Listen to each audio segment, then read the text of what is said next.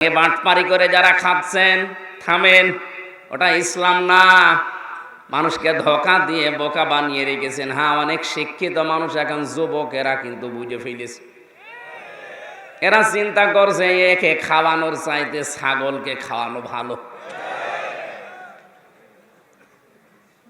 কারণ ওরে খাওয়ালে ওর জহব্বার পেট ছাড়া কিছুই পাওয়া যায় না, আর ছাগলকে খাওয়ালে অন্তত গোশত পাওয়া যাবে। এদেশের অধিকাংশ দরবার, আমি দরবার বিরোধী না, পীর বিরোধী না, কিন্তু যেই জিনিস যত ভালো তার নকল বের হয় তত বেশি। পীর তো ভালো জিনিস, পীর মানে শিক্ষক, মুআল্লিম, ওস্তাদ। আপনি যেটা জানেন না তার কাছে জেনে নেবেন। কিন্তু এই নাম নিয়ে আজ যে ভণ্ডামিগুলো চলছে, এগুলো কাটাবে কে? এই জন্য সতর্ক করার জন্য বলছি, এই পৃথিবীতে পীর ওই লোকটা, আপনি যেটা জানেন না ইসলামের, তার কাছে শুধু জেনে নেবেন এইটাই। তার কাছে গরু ছাগল নিয়ে যাওয়া লাগবে, গা পাটি পা লাগবে, এগুলো সব ওই ভণ্ডরা বানিয়েছে। মানুষ কোথায় খরচ করবে টাকা পয়সা, এ তালিকা আল্লাহ নিজে বানিয়েছে ১৫০০ বছর আগে। কত বছর? আপনি এখন তালিকা বানাবেন কি করে? ইয়াসালুনাকা মাযা ইউনফিকুন কুল মা আনফাকতুম মিন খায়রিন ফালিল ওয়ালিদাইনি ওয়াল আকরাবিন ইলা আখির আয়াত। সূরা বাকারা ২ নম্বর পারার ১২ নম্বর পৃষ্ঠার ১৩ নম্বর লাইনের ২১৫ নম্বর আয়াত। এটা তাফসিরে ইবনে কাসিরে আছে। আল্লাহ পাক বলেন, নবী আপনাকে যদি জিজ্ঞাসা করে যে টাকা পয়সা এখন উপায় করি, আমি কামাই করা শিখেছি, আমি ইনকাম করি, এখন এই টাকা আমি সর্বপ্রথম খরচ করব কোন জায়গায়? এদেশের কিছু নিয়ম আছে, আগে ফসল ফললে, কোনো গাছে যদি লাউ ধরে, পেয়ারা ধরে, আগে দিয়ে আসে হুজুরের বাড়িতে, মসজিদে, খানকায়। কোথায় পেয়েছেন? বলুন। সর্বপ্রথম আপনি খরচ করবেন কোন জায়গায়? তালিকা দিচ্ছে আল্লাহ। কে? কুল মা আনফাকতুম মিন খায়রিন। পৃথিবীতে যত ভালো কাজ আছে, ভালো ভালো জায়গায় তোর ইনকামের টাকা খরচ করবি। যত ভালো কাজ দুনিয়ায় আল্লাহর দৃষ্টিতে ফালিল ওয়ালিদাইন, মা বাবার জন্যে। দিনাজপুরবাসী, তালিকাকে আমি বানালাম। এই বলুন, আপনার জীবনের প্রথম ইনকাম, প্রথম টাকা আগে মায়ের হাতে, বাবার হাতে দেওয়া লাগবে। আর আমরা দিয়ে আছি মসজিদে, মাদ্রাসায়, খানকায়, এতিমখানায়। এখানে তো এ নাম আল্লাহ কোরআনে দেয়নি। সর্বপ্রথম যার নাম দিয়েছেন সেটা আমার মা। নবীজি জানিয়েছেন, পৃথিবীর ময়দানে কে যদি মার বাবার জন্য টাকা পয়সা খরচ করে, কিয়ামতে ওই টাকার হিসাব দেওয়া লাগবে না। এই যে শীত চলে গেল, মায়ের ঘরে একটা কম্বল কিনে দেওয়ার টাকা ওর হাতে হয় না, আর গরু কিনে নিয়ে যাচ্ছে সে বরিশালে, ওর মুখে মারা দরকার।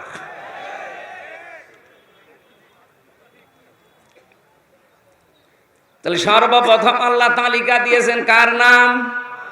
আরো জোরে। মুসলমান ভাইরা, মায়ের জন্য কেউ যদি পান কিনে দেয়, আল্লাহর কসম ওই টাকাটা আল্লাহর রাস্তায় দান করা সওয়াব হয়।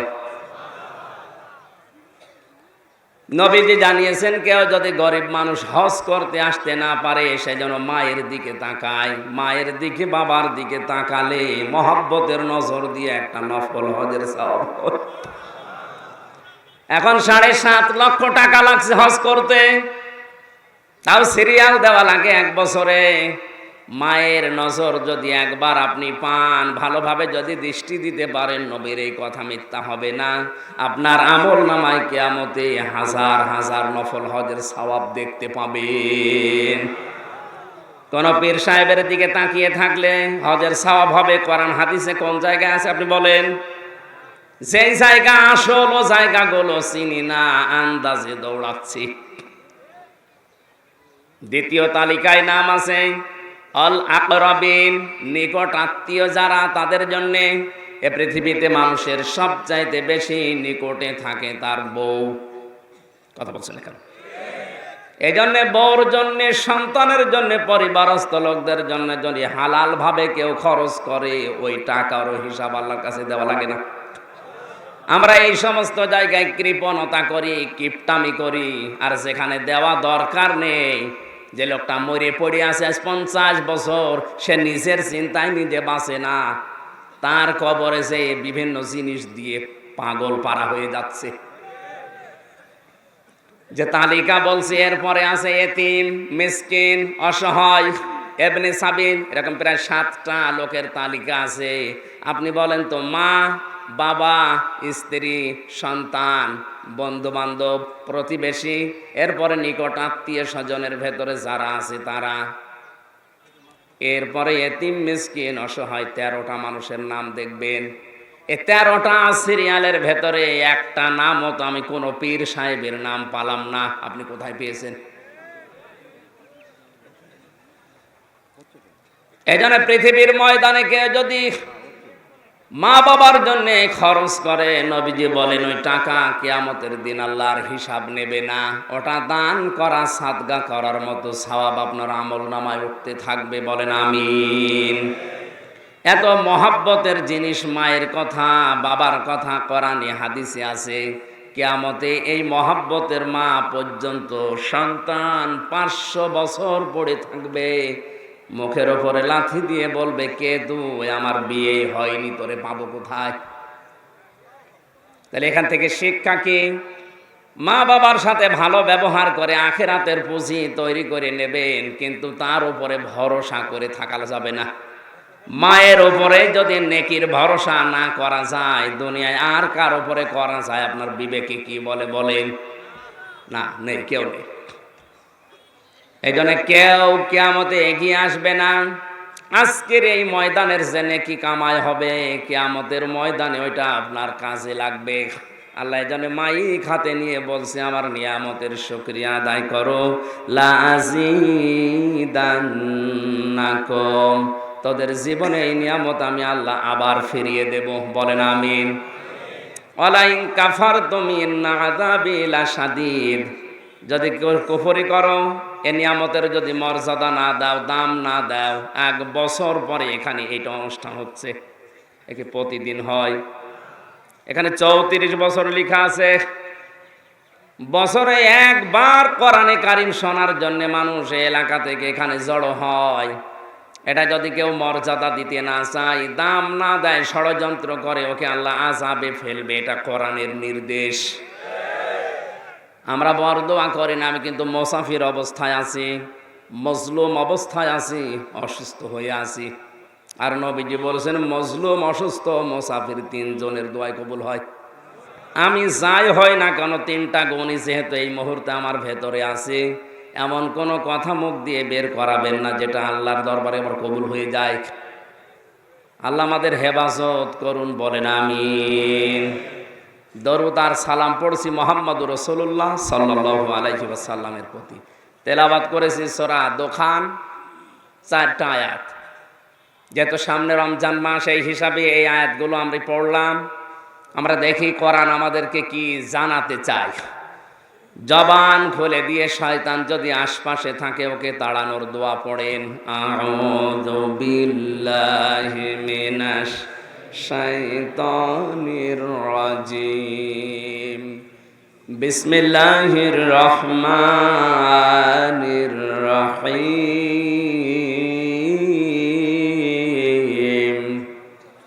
হামিম ওয়াল কিতাবিল মুবিন।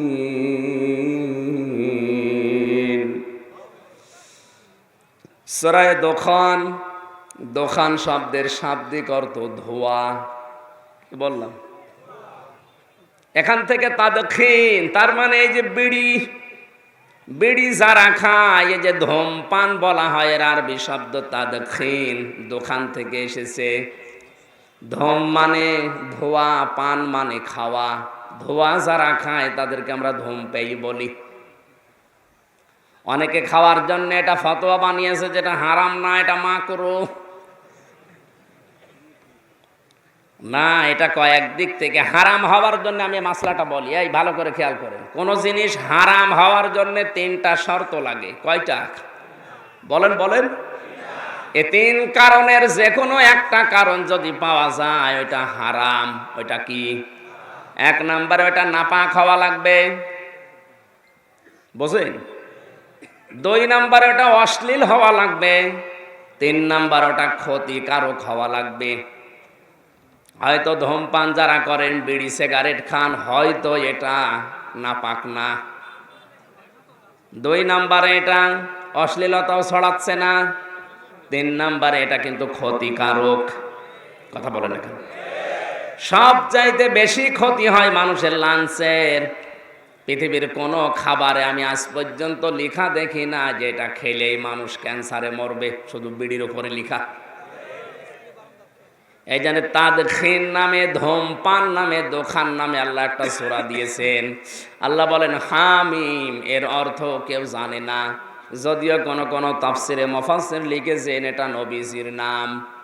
বিশ্ব নবীকে পুরা কোরআনে আল্লাহ 7টা নাম ধরে স্পেশাল ভাবে ডাক দিয়েছেন।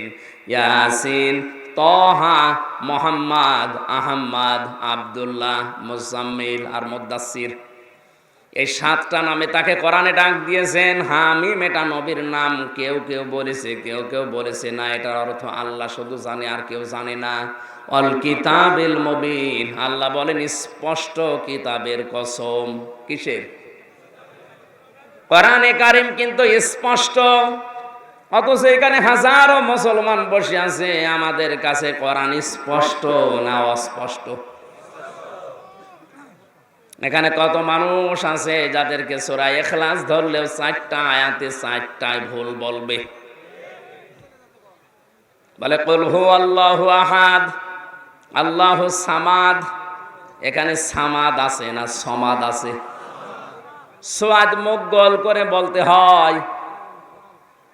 কেউ যদি বলে আল্লাহুস সামাদ, হে আল্লাহ তোমার কোনো অভাব নেই, আপনি মুখ গোল না করে সিনের মতো বললেন আল্লাহুস সামাদ, হে আল্লাহ তোমার অনেক অভাব। এটা তার উপরে একটা ইলজাম দেওয়া, তহমত দেওয়া, দোষারোপ করা হচ্ছে না? এজন্য কোরআন আমাদের কাছে স্পষ্ট নেই, পড়ার ক্ষেত্রে নেই, বোঝার ক্ষেত্রে নেই, আমল করার ক্ষেত্রে নেই, প্রচার করার ক্ষেত্রে নেই। কোন জায়গায় কোরআন আমাদের কাছে স্পষ্ট না। এজন্য অনেক মানুষ এই ধান্দায় আছে যে জানি না তাই মানি না। না না, কান খাড়া করে শোনেন দিনাজপুরবাসী, ইসলামের কোন বিধান যদি আপনি জানেন কিন্তু মানেন না, আপনার একটা গুনাহ হবে। কয়টা? বলেন বলেন। কারণ জানাও ফরজ, মানাও। জানার ফরজ আপনার আদায় হয়ে গেছে, মানার ফরজ আপনার আদায় হয়নি, এই জন্য একটা গুনাহ হবে। কেউ যদি বলে আমি জানিও না মানিও না, আপনি ডবল গুনাহগার। আপনি জানেন না কেন? এক কথা বলেন না কেন? আপনি জানেন অপরাধ। এ জানার জন্যই তো আল্লাহ এটা পাঠিয়েছেন। এটা শুধু জমা খাওয়ার টাকের উপরে রেখে দেওয়ার জন্য না। বিশ্বনবীকে আল্লাহ যেদিন নবুয়ত দান করেন, ওই দিনই তাকে জিবরাইল 3 বার বুকের ভেতরে জড়িয়ে বলেছিল, বলেন ইকরা। কি বলেছিলেন? খুব ভালো করে খেয়াল করেন, এখানে শিক্ষা আছে। তিনি 3 বার বললেন, বলো ইকরা। নবীজি বলেন মা আনা বিকারি, আমি পড়তে পারি না, পড়বো না। জিবরাইল যখন 4র্থ বার বলেছেন ইকরা বিসমি রাব্বিকাল্লাযী খালাক, নবীজি এবার জিবরাইলের সাথে 5টা আয়াত পর পর পড়েছিলেন। এটা আলেমরা জানে না। এই আলেম না এখানে? এটা আপনারা জানেন কি না? 5 আয়াত পর পর জিবরাইলের সাথে নবীজি পড়লেন, অথচ প্রথম 3 বার বলেছেন আমি পড়বো না। কেন? 3 বার উনি জিজ্ঞাসা করেছিলেন, ইয়া আখি জিবরাইল, হে ভাই জিবরাইল, বারবার আমাকে বলো যে পড় পড়। কি পড়বো আমি? আমাকে তো বলা লাগবে যে কি পড়বো। যখনই তুমি বললে যে বিসমি রব্বিকা, রবের নামে পড়েন, আমি কিন্তু পড়া আরম্ভ করেছি। এটা আমার উম্মতদেরকে কিয়ামত পর্যন্ত আমি শিক্ষা দিলাম। পড়তে বললেই পড়া যাবে না, পড়া লাগবে রবের নামে। ৯৬% মুসলমান এখানে আমরা আছি, আমরা কি আল্লাহর নামে রবের নামে পড়তে পারছি? দায়িত্বে যারা আছে তাদেরকে আহ্বান জানাবো, আমাদের শিক্ষা ব্যবস্থায় রবের নামে পড়া কেন শুরু করা যায়। কারণ রব বাদ দিয়ে যদি অন্য কারো নামে পড়া আরম্ভ হয়, ওই শিক্ষায় মানুষ শিক্ষিত হয় কিন্তু জানোয়ার হয়ে যায়। আমি এ চোখ দিয়ে দেখেছি, কেবল 7 দিন গেছে মক্তবে, এখনো আলিফ বা তাসা ভালো করে ঠিক মতো পড়তে পারে না, কোরআনের ছায়া কেবল লেগেছে। শিক্ষক অজু করছে, ছাত্র পায়ে পানি ঢেলে দিচ্ছে। আমি এ চোখ দিয়ে এটাও দেখেছি, বিশ্ববিদ্যালয়ে মাস্টার্সে ক্লাস চলছে, ছাত্র জুতা দিয়ে শিক্ষককে পিটাচ্ছে, বলবে শালা তোরে মেরেই ফেলবো। এটাও ছাত্র, এটাও ছাত্র। এটা মাত্র 7 দিনে কোরআনের স্পর্শ পেয়ে এটা মানুষের মতো মানুষ হয়ে উঠছে, আর ওটা মাস্টার্স করার পরে কোরআন পায়নি, জানোয়ার হয়ে গেছে। ভার্সিটি থাকাকালীন দেখেছি অনেকে মদ দিয়ে কলি পর্যন্ত করে, অথচ পড়ছে মাস্টার্সে। বলেন তো, যে ছেলেটা কোরআন নেই, হাদিস নেই, আখেরাতের চিন্তা নেই, রবের নামে পড়াশোনার বালাই নেই, যে মদ দিয়ে কলি করে সকালবেলা, এ যদি কোনো চেয়ার পায় ও চেয়ার থাকবে, ও চেয়ার তো গরম করে ফেলাবে। বিশ্বনবী মুহাম্মদ রাসূলুল্লাহ উম্মতকে শিক্ষা দিলেন, যার তার নামে পড়বা না, পড়তে হবে রবের নামে। জিবরাইল এতক্ষণ বলো না যে রবের নামে পড়ো, তাহলে তো প্রথম বেলায় আমি পড়তাম ইকরা বিসমি রাব্বিকাল্লাযী খালাক। আহ্বান জানাবে এখানে যারা মুসলিম আছেন, আপনার ছেলেকে আপনি ডাক্তার বানাবেন, ইঞ্জিনিয়ার বানাবেন, বৈজ্ঞানিক বানাবেন, ডিসিএস পিটিওনো ওসি বানাবেন, কোনো অসুবিধা নেই। আগে কোরআনে কারিমের জ্ঞানটা তাকে দিয়ে ভিতটা তৈরি করে দেন, অন্তত যেন আকাম কোকাম করি না বেড়ায়। ঝিনাইদহ এক টিয়নোর বাড়িতে আমি নাস্তা করছিলাম, চা দিয়েছে আমারে, পেছনে কাপ নেই, পিরিচ ভাঙ্গা। আমি হেসে ফেলেছি। জ্ঞানী মানুষ তো বুঝে ফেলেছে, বলছে হুজুর কেন হাসেন? আমি বুঝেছি, চা দিয়েছি, পিরিচ দিয়েছি, কাপ ভাঙা, এই কারণে আপনি হাসছেন। অথচ গতকালকে আমি যদি একটা সই করতাম, আমার 5 লাখ টাকা দিয়ে যেত। খালি সইটা করি না, এজন্য টাকাটা আমি নিতে পারি নাই। পরবর্তীতে খোঁজ নিলাম কি কি, জানলাম যে ছোটবেলায় কোরআনে কারিম উনি হাফেজ, কোরআনে কারিমের হাফেজ। তাও পুরাটা অর্থ জানি না, কিছু কিছু আয়াতের অর্থ ওনার আয়ত্তে আছে। এই সুদে ঘুষের আয়াত ওনার মনে আছে, যে দুনিয়া একদিকে চলে গেলেও ঘুষ খাওয়া যাবে না। কোরআনে কারিম থাকার কারণে ভাঙ্গা পিরিচে মেহমানকে খাবার দিচ্ছে, তারপরও ঘুষ খায় না। আর কত মানুষ অভাবে বলতে কিচ্ছু নেই, প্রতিদিন ওর লাখ টাকা না হলে পেট ভরে না। কোরআনে কারিমের আয়াত বাদ দিয়ে, কোরআনের নিয়ম নীতি বাদ দিয়ে কেউ যদি ইনকাম করে, উপায় করে, কসম আল্লাহর, ওই টাকা আপনার থাকবে না। হয়তো 5 দিক থেকে বিভিন্ন কায়দায় টাকা আসবে, 8 দিক থেকে টাকা চলে যাবে। সূরা তাহার 124 নম্বর আয়াতে আল্লাহ এই আইন দিয়েছেন, ওমান আ'রাদা আন যিকরি ফাইন্না লাহু মাঈশাতান দনকা ওয়া নাহশুরুহু ইয়াওমাল কিয়ামাতি আ'মা। আমার নিয়ম নীতি, আমার কোরআনের আইন বাদ দিয়ে কেউ যদি ইনকাম করে, আমি আল্লাহ ওর জীবনের আয় উন্নতি কোনো বরকত রাখবো না, দঙ্কা সংকীর্ণ করে দেব। চর্ম চোখে দেখতে মনে হবে বহু টাকা পয়সা, বহু সম্মানের মালিক হচ্ছে, কিন্তু আসবে 5 দিক থেকে, যাবে 10 দিক থেকে। এ ঘোষণা কার? নাকি আয়াত আমি বানালাম? এটা যে বাস্তব সত্য, এটা যারা ইনকাম করছে অবৈধ, তাদের কাছে খোঁজ নেন।